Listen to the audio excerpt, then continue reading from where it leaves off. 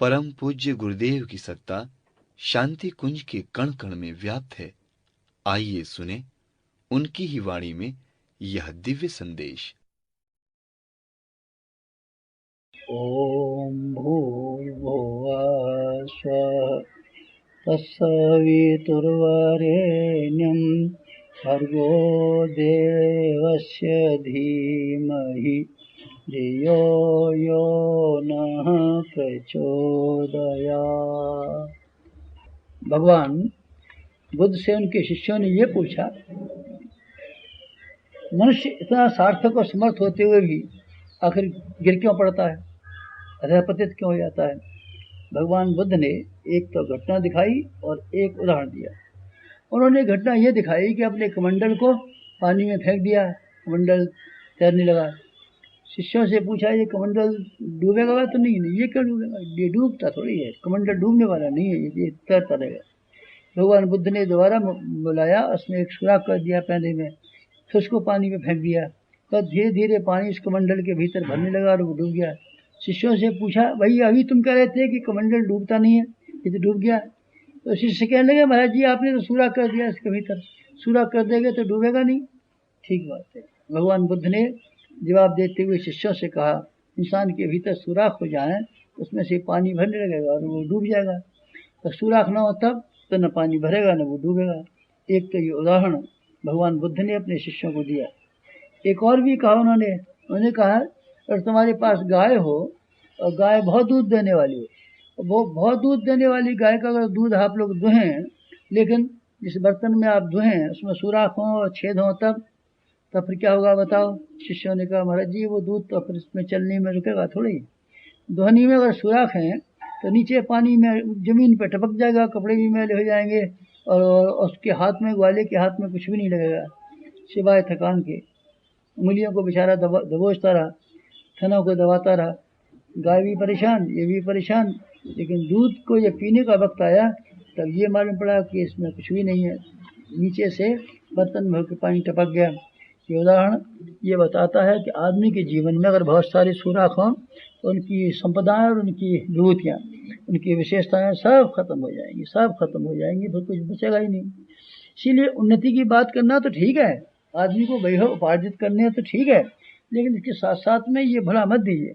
क्या न भुलाए? ये मत भुलाइए आपको अपने सुराखों को बंद करना है, अपने छिद्रों को रोकथाम करनी है, अपनी मलिनता को और अपने असंयमों के ऊपर हावी होना है।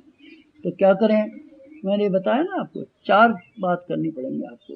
तप जिसका कल जिक्र किया गया था 4 प्रकार का होता है। एक तप इंद्रिय तप कहलाता है। एक दूसरा जो है ये ब्रह्मचर्य को भी तप कहते हैं।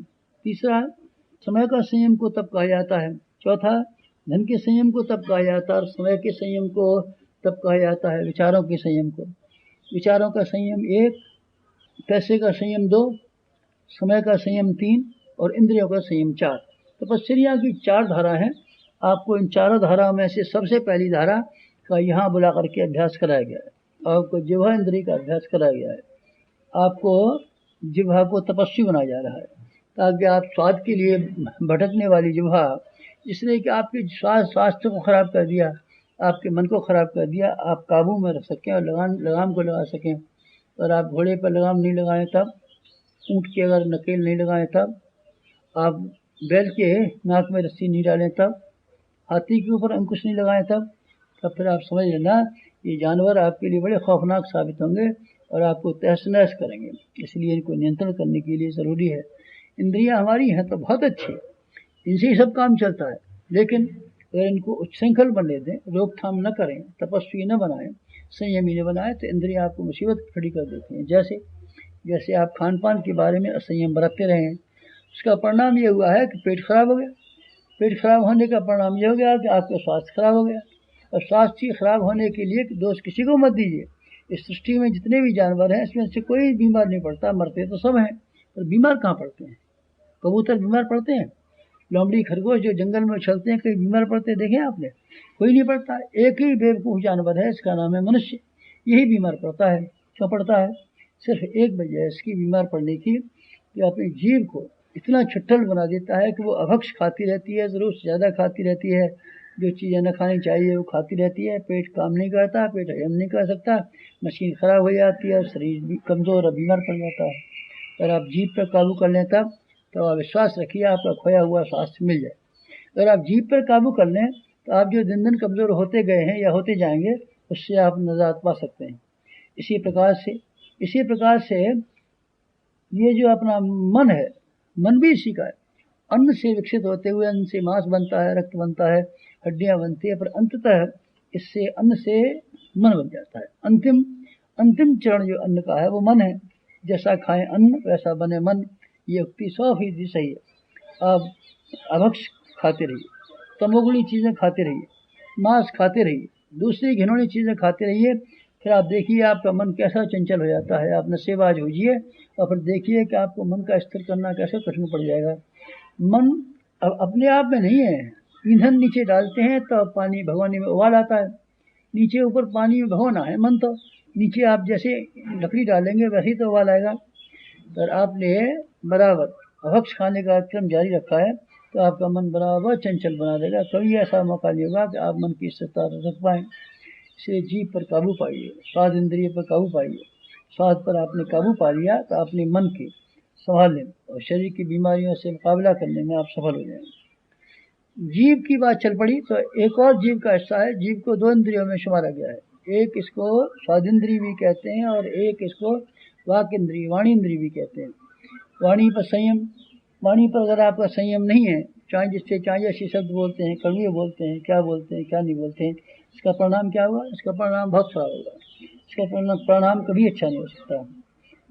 वशीकरण एक मंत्र है, तजदे वचन कठोर, तो वह अपने कड़वे वचन से सबको नाखुश करता रहता है और कोयल अपने मीठे वचनों से सबकी प्यारी बनती रहती है। जीव को हमको दूसरों को सम्मान देना चाहिए, दूसरों को इज्जत और अपनी नम्रता का ध्यान रखना चाहिए। क्रोध और आवेश में कई आदमी ऐसे शब्द बोलते रहते हैं जो मुनासिब नहीं होते। इसका परिणाम ये होता है कितने आदमी बैरी विरोधी हो जाते हैं। आपको मालूम है ना, द्रौपदी ने व्यंग और उपहास में ऐसे शब्द कह दिए थे जिसकी वजह से कौरवों को बहुत बुरा लगा। अंतिम उसका परिणाम महाभारत के रूप में आया। जीव कटारी की तरीके से, जीव में बिच्छू का डंक बताया गया है, जीव में सांप का जहर बताया गया है। अगर आप कड़ुआ बोलते हैं तब, कड़ुआ नहीं बोलते हैं तब, मीठा बोलते हैं तब, तो यही जीव आपके लिए निगरानी कितनी काम की हो सकती है। इससे मोहब्बत कीजिए, दूसरों को इज्जत दीजिए, अच्छे परामर्श दीजिए, लोगों को उत्साह बढ़ाइए, लोगों की हिम्मत को तोड़िए मत, लोगों की हिम्मतें बढ़ाने वाली बात कहिए। अगर आप ऐसा कर लेते हैं तो फिर मैं आपको तपस्वी कहूँगा। ये वाणी का तप हुआ, जिह्वा का तप हुआ। अब चलिए इससे फिर और आती है इंद्रियों में एक और बात आ जाती है। इंद्रियों के तप में ब्रह्मचर्य का तप भी आता है।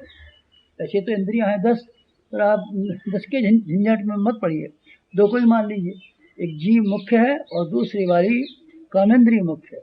कामेंद्रिय का मतलब केवल मात्र यौन कर्म ही नहीं होता, यौन कर्म के अलावा है। ये इंद्रियां सब मस्तिष्क से संबंध रखती हैं। काम वासना के बारे में आपके विचार आते रहते हैं, इनको और उनको देख करके आपका दिमाग खराब होते रहते हैं। आप अमुक अंग और अमुक अंग की खूबसूरती और बदसूरती को ढूंढते रहते हैं। इसका परिणाम क्या होता है कि ये मानसिक दुराचार है। किसी भी औरत के बारे में आपके मन में अगर कुसंस्कार और कुविचार आते हैं तो इसका अर्थ है प्रकारांतर से थोड़ा बहुत आपका नुकसान हो गया। आँख से भी ब्रह्मचर्य का ये क्षण होता है। आँख से आप दृष्टि से देखते रहिए, स्त्रियों को देखते रहिए और बहन बेटी और माँ की इज्जत मत कीजिए। अपनी धर्म पत्नी को भी रमणी और कामणी की दृष्टि से देखिए। तो देखिए प्रत्येक औरत आपके लिए डाकिन और नागिन का काम करती है कि नहीं। अगर आप इन्हीं को बेटी मान पाए तब, बहन मान पाए तब, माता मान पाए तब, सहधर्मिणी मान पाए तब, तो यही महिलाएं आपके लिए देवी की तरह से सहायता होंगी। आप चाहे स्त्रियों को देवियां बना लीजिए, चाहे डाकिन बना दीजिए, आपकी मर्जी की बात है। स्त्रियां भी आपकी तरीके से सामान्य मनुष्य हैं। आपने अपना दृष्टिकोण ग्रहित बनाया और ग्रहित दृष्टिकोण का परिणाम ये हुआ स्त्रियां आपके लिए कितनी हानिकारक हो गई हैं और आपके ब्रह्मचर्य को खंडित करती हैं और आपको घृणा बनाती हैं और आपकी मन शक्ति का नष्ट भ्रष्ट करती हैं। अगर आप ये अपने मन के ऊपर देख पाएँ तो आप कैसे अच्छे हो सकते हैं। आपने गांधारी का नाम सुना है ना, आँख से पट्टी बांध ली थी और इंद्रियों का संयम करना शुरू किया था और अपने बेटे को लोहे का बना दिया था। आपने दमयंती का नाम सुना है, राजा नल की धर्मपत्नी का नाम दमयंती था। जंगल में अकेली रह गई और बहेलिया उसको छेड़खानी करने लगा। बस छेड़खानी के समय पर दमयंती ने आंख उठा करके देखा तो बहेलिया जलने लगा और खत्म हो गया। आपको गांधी जी की बात मालूम है? 32 वर्ष की उम्र में उन्होंने ब्रह्मचर्य लिया था और अपनी धर्मपत्नी को माता कहने लगे थे। ये ब्रह्मचर्य का प्रताप था कि दुबले और पतले कमजोर होते हुए भी मन शक्ति के हिसाब से ऐसे थे जैसे कोई बड़ा पहलवान भी नहीं हो सकता। आपने भीष्म पितामह की बात मालूम है? भीष्म पितामह सरसैया पर पड़े रहे और 6 महीने बाद तक उन्होंने कहा 6 महीने मुझे मरने की फुर्सत नहीं है, जब कितने तीरों से घायल थे। ये कैसे हो पाया? ये ब्रह्मचारी थे, ये ब्रह्मचर्य की है, ये इंद्रिय निग्रह की बात। स्वामी दयानंद के लिए सुना है आपने? एक बार 2 सांड लड़ रहे थे, स्वामी जी ने उन खूनी सांडों को दोनों के सिंग पड़ के इस तरीके से दबोचार फेंक दिया, एक इधर गिरा एक उधर गिरा। ये सामर्थ्य किसकी होती है? ब्रह्मचर्य की होती है। हनुमान जी को आप नहीं जानते? हनुमान जी का ब्रह्मचर्य था जिससे कि वो सामान्य बंदर से हनुमान बन सके। शंकराचार्य के बारे में भी यही कहा जाता है। शंकराचार्य ब्रह्मचारी न होते तब शादी ब्याह करके बहुत सारे बच्चे पैदा करते तब, काम वासना में अपने आप को उलझाए रहते तब, तो भगवान शंकर का अवतार बनने का उनको मौका नहीं मिलता। लक्ष्मण जी ने मेघनाथ को मारा था। मेघनाथ को कोई मार नहीं सकता था।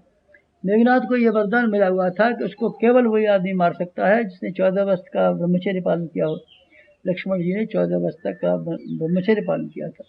अपनी पत्नी से भी दूर रहे और सीता जी को माता की तरीके से देखते रहे। उनके बिछुए जमीन पर पड़े मिले। रामचंद्र जी ने पूछा ये जेवरों में से सीता जी का कौन है? तो उन्होंने बिछुओं को तो पहचान लिया, ये सीता जी का बिछुआ है, लेकिन गले के हार को नहीं पहचान सके, कानों के कुंडलों को नहीं पहचान सके। उन्होंने कहा हमने कान कभी देखे नहीं उनके, यद्यपि घूंघट थोड़ी मारती थी। क्या है? ये लक्ष्मण जी के ब्रह्मचारी होने का सबूत है, जिसकी वजह से वो इतना बड़ा काम करने में समर्थ हो सके। ये संयम है। ये कौन सा वाला? ये इंद्रिय संयम की बात मैं कह रहा था। अभी और मुझे आपसे कहना है, आप समय का संयम। समय आपकी संपत्ति है। ये जीवन जो बना हुआ है ये समय से गुथा हुआ है। समय का अर्थ होता है जीवन, जीवन का अर्थ होता है समय। आप समय को एक एक लम्हे को और एक एक मिनट को आप इस तरीके से खर्च कीजिए जिसमें एक भी लम्हा आपका बेकार और व्यर्थ खर्च न होने पाए। ये कैसे संभव है? ये इसी तरह संभव है कैसे? जैसे कि संसार के प्रत्येक महापुरुष ने अपने अपने समय का ठीक तरीके से नियमन किया है। विनोबा 23 भाषाओं के विद्वान हैं। कैसे? ऐसे उन्होंने भूदान की यात्रा भी कर ली, कन्याकुमारी से लेकर और वहाँ तक रामेश्वरम तक।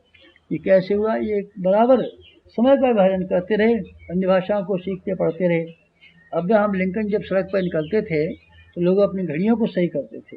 उनके उठने का, सवेरे टहलने का जो समय था, उसके लंबी टांगों की आवाज़ से लोग समझ देते थे लिंकन जा रहे हैं, बिल्कुल समय पर जाते थे। क्या मजाल समय का एक लम्हा भी खराब करें।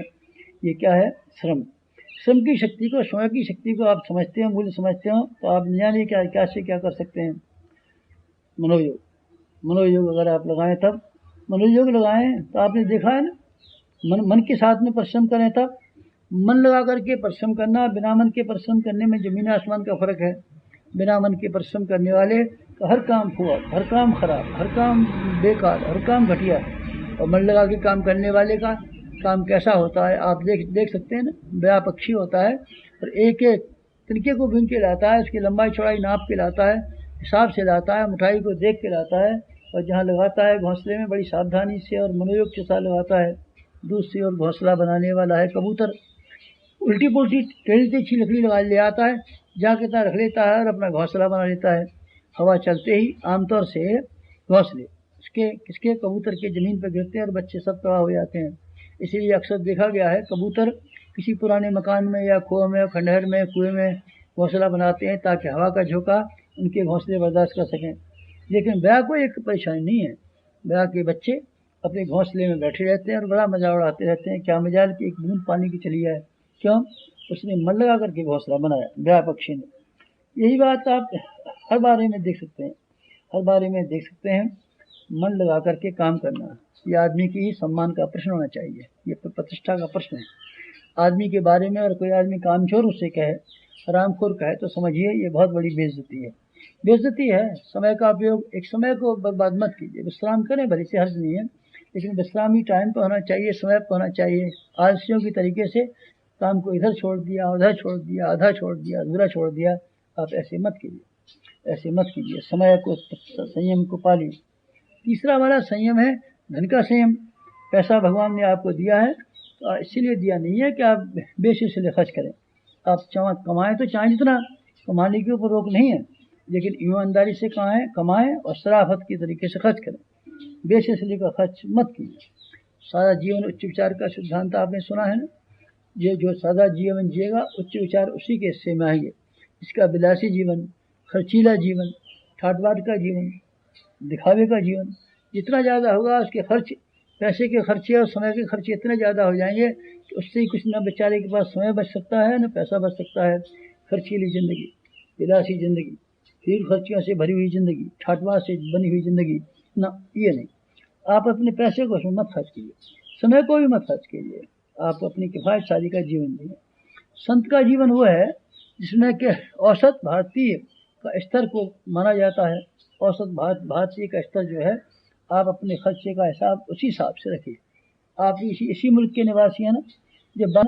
जब बाकी आपके 3/4 आदमी जिस ढंग से गुजारा करते हैं, आप क्यों नहीं कर सकते?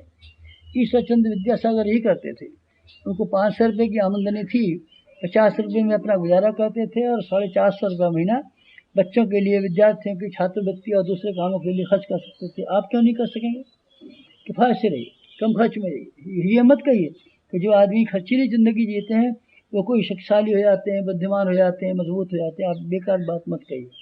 सही बात यह है कि जो आदमी जितना खर्चीला होता है उतने ही दुर्व्यसनों में उसका धन खर्च होता है। दुर्व्यसनों की कीमत पर क्या क्या खरीदा जाता है? ईर्ष्या खरीदी जाती है, बीमारियां खरीदी जाती हैं, बेअक्ली खरीदी जाती है, अपयश खरीदा जाता है, सब चीज़ें तो खरीदी जाती हैं।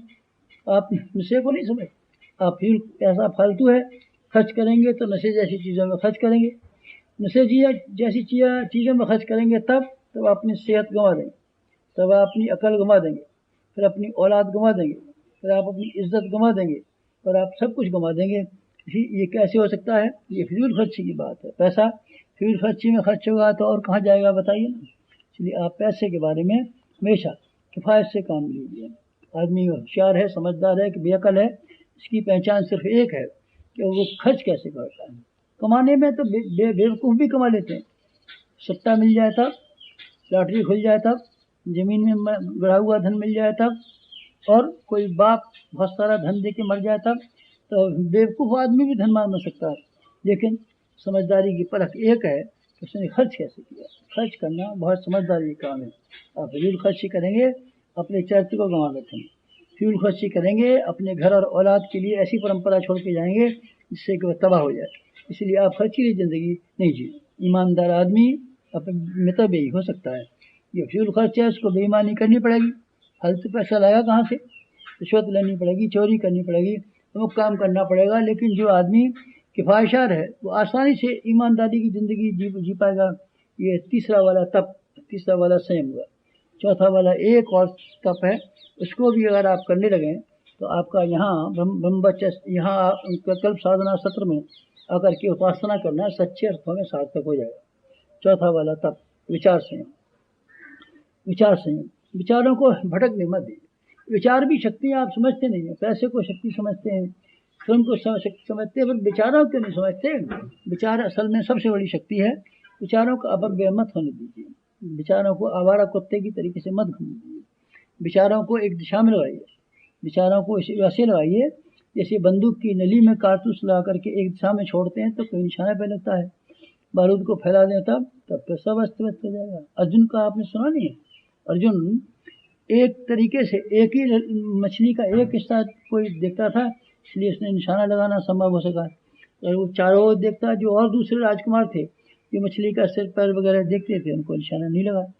आपको अपने विचारों को अर्जुन की तरीके से एकाग्र रखना चाहिए। एकाग्र का मतलब केवल ये नहीं है कि आप उनको रोक लें। एकाग्र का मतलब ये है कि एक दिशा में, अच्छी दिशा में, वैज्ञानिकों की तरीके से। वैज्ञानिक विचार करते रहते हैं पर एक दिशा में विचार करते हैं, फालतू दिशा को विचार आनी नहीं। साहित्यकार हैं, ज्ञानी हैं, तपस्वी हैं और विचारशील लोग हैं, सिर्फ एक दिशा में अपना विचार को लगाए रहते हैं। और एक दिशा में विचार रखने का परिणाम ये होता है इसके कोई अच्छे नतीजे निकलते हैं। सूरज की किरणें चारों ओर फैली जाती हैं, पर आपसी शीशे के ऊपर अगर उसको इकट्ठा करके एक जगह पर केंद्रित कर दें तो आप देखते हैं ना, आग जल जाती है। इसी तरीके से आदमी के फैले हुए विचार, आवारागर्दी के विचार, अनावश्यक विचार, बेसिलसिले के विचार, आदमी की मन शक्ति जो कितनी मूल्यवान है सबको बर्बाद कर देती है। आप ऐसा मत होने दीजिए, विचारों को यहाँ तक मत घूमने दीजिए। आप अभ्यास डालिए, आप सिद्धांतों के विचार करें, सृजनात्मक विचार करें। आप ऐसे विचार करें जिससे कि आपका भविष्य बनता हो अथवा कोई योजना बनती हो। आप ऐसे क्रमबद्ध विचारों के अभ्यास डालिए। बिना क्रम के विचारों को जब भी आए उनको हटा दीजिए। विचारों से विचारों की लड़ाई कराइए। तो विचार जब आपके मन में आते हों तो सदाचारों के विचारों को एक सेना बना के रखिए और उसे गुत्थम गुत्था करा दीजिए। दुराचार के विचार जब आए तो आप सदाचार और संयम के विचारों को आगे बढ़ाइए, गुत्थम गुत्था करा दीजिए। पाप के विचार लग के भाग जाएंगे। विचारों को विचारों से काटिए, विचारों को विचारों से संभालिए, विचारों को संपत्ति समझिए, विचारों को संयम कीजिए, विचारों को ऊंचे उठने दीजिए, विचारों को अधःपतन में गिरने से रोक दीजिए। अगर आप ऐसे करेंगे तो फिर मैं ये कहूँगा विचारों की क्षेत्र में तपस्वी हैं। आपको 4 तप करनी चाहिए। इंद्रिय निग्रह का तप 1, और आपको समय निग्रह का, समय संयम का तप 2, और धन के संयम का, धन के भेंट बना के खर्च करने का तप 3, और अपने विचारों को एक दिशा विशेष में रोके रहने का उपक्रम करना चाहिए। इसका नाम विचार संयम है, विचार तप है। आप तपस्वी जीवन जिए। ज़रूरी नहीं है कि आप धूप में खड़े हों और खाना बंद कर दें और आप अमुक काम करें। ये ज़रूरी है कि अपने जीवन के जो सुराख हैं, जो आपकी गलतियाँ और कमज़ोरियाँ हैं, इनको रोकें, और जो अच्छाइयाँ आपके भीतर नहीं हैं, इनको बढ़ाने की कोशिश करें। अगर आप ऐसे कामों में लगातार लगे रहेंगे तो फिर मैं आपको तपस्वी कहूँगा। आपको तपस्वी बनाने का उद्देश्य था यहाँ कल्प साधना शिविर में बनाने का। आप यहाँ से जाएँ तो तपस्वी होकर के जाएँ, यहाँ रहें तो तपस्वी होने का अभ्यास करें। तपस्या में कितनी शक्ति भरी पड़ी है, इसका उदाहरण मैंने दिया आपको। आप चाहें तो इसका अनुभव करके स्वयं भी देख सकते हैं कि आदमी तपस्वी कितने समर्थ होते हैं, कितने शानदार होते हैं। आपको वैसा ही करना चाहिए। समाप्त।